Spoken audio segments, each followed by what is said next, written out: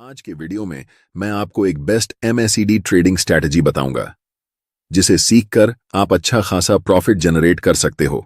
MACD traders द्वारा use किए जाने वाले एक बहुत ही फेमस इंडिकेटर है, पर बहुत से लोग एक मिस्टेक करते हैं, वो है एमएसीडी को सिंगल अलोन यूज करना, क्योंकि एमएसीडी रेंजिंग मार्केट में हमें कंटिन्यूअसली फेक सिग्नल देता रखता है, जिसके वजह से हमें भारी नुकसान का सामना करना पड़ता है। तो वीडियो शुरू करने के पहले मैं थोड़ा एमएसीडी बुलिश क्रॉसओवर और बेरिश क्रॉसओवर को डिस्क्राइब कर देता हूं। एमएसीडी का मतलब मूविंग एवरेज कन्वर्जेंस डाइवर्जेंस होता है। एमएसीडी में मेनली दो लाइनें होती हैं, एमएसीडी लाइन और सिंगल लाइन। ये दो लाइनें हमें क्रॉसओवर के थ्रू बाय और सेल के सिग्नल देते हैं।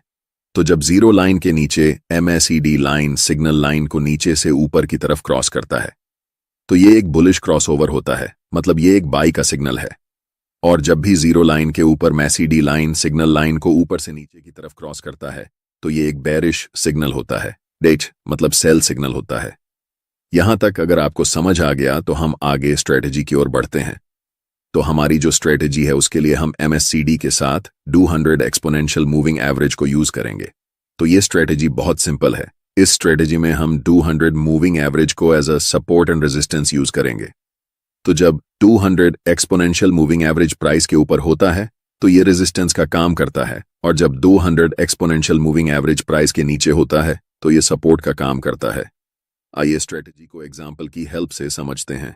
यहां आपको दिख रहा होगा मूविंग एवरेज प्राइस के ऊपर है, मतलब मूविंग एवरेज अभी रेजिस्टेंस का काम करेगा। नेक्स्ट आपको दिख रहा होगा इस पॉइंट पर स्टॉक का प्राइस मूविंग एवरेज के पास आ गया है। यहां से पॉसिबिलिटी है स्टॉक का प्राइस यहां से नीचे चला जाए, तो कॉन्फर्मेशन के लिए आपको वेट करना है एमएसीडी के बेरिश क्रॉसओवर का। अगर एमएसीडी में जीरो लाइन के प्राइस के ऊपर बेरिश क्रॉसओवर होता है और स्टिल स्टॉक का प्राइस मूविंग एवरेज के नीचे है तो आप यहां सेल कर सकते हो। एक और एग्जांपल देखते हैं। यहां आपको दिख रहा होगा मूविंग एवरेज प्राइस यहां कैंडल के नीचे है, इसका मतलब मूविंग एवरेज यहां सपोर्ट का काम करेगा। नेक्स्ट आपको दिख रहा होगा इस पॉइंट पर स्टॉक का प्राइस मूविंग एवरेज के पास आ गया है। यहां से पॉसिबिलिटी है स्टॉक का प्राइस वापस ऊपर की तरफ चला जाए, इसलिए कॉन्फर्मेशन के लिए आपको एमएसीडी के बुलिश क्रॉसओवर का वेट करना है।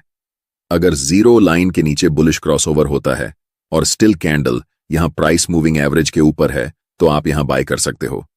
जो हमारी नेक्स्ट स्ट्रेटजी है उसमें हम मैकडी को प्राइस एक्शन के साथ कंबाइंड करके यूज करेंगे। वीडियो को कंटिन्यू करते हैं। यहां आपको एक डाउन ट्रेंड दिख रहा होगा। स्टॉक अपना लोअर लो और लोअर हाई बनाते हुए नीचे की तरफ जा रहा है। क्योंकि ये एक डाउन ट्रेंड है इसलिए हम ट्रेंड लाइन प्राइस के ऊपर ड्रॉ करेंगे। यहां आपको दिख रहा होगा इस लेवल पर प्राइस मल्टीपल टाइम रिजेक्ट होकर नीचे चला जाता है, तो हमने इस लेवल पर एक ट्रेंड लाइन ड्रॉ किया। नेक्स्ट आपको दिख रहा होगा इस पॉइंट पर एमएसीडी में एक बुलिश क्रॉसओवर होता है, पर इमीडिएटली आपको कोई ट्रेड नहीं लेना है। आपको ट्रेंड लाइन के ब्रेकआउट का वेट करना है। नेक्स्ट इस पॉइंट पर दिख रहा है एक ग्रीन कैंडल ने ट्रेंड लाइन को ब्रेक किया। अगर नेक्स्ट डे इस ग्रीन कैंडल का हाई टूट जाए तो आप यहां बाय कर सकते हो। एक और एग्जांपल देखते हैं। तो यहां आपको दिख रहा होगा स्टॉक अप ट्रेंड में है। स्टॉक अपना हायर हाई और हायर लो बनाते हुए ऊपर की तरफ जा रहा है।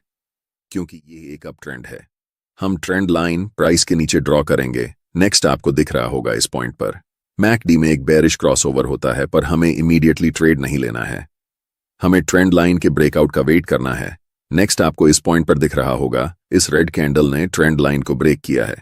अगर नेक्स्ट डे कोई कैंडल इस कैंडल का लो तोड़ दे तो आप यहां सेल कर सकते हैं। अगर आप लोगों को ट्रेंड लाइन या level of support and level of resistance draw करना नहीं आता तो आपके लिए एक सेपरेट वीडियो बनाया है।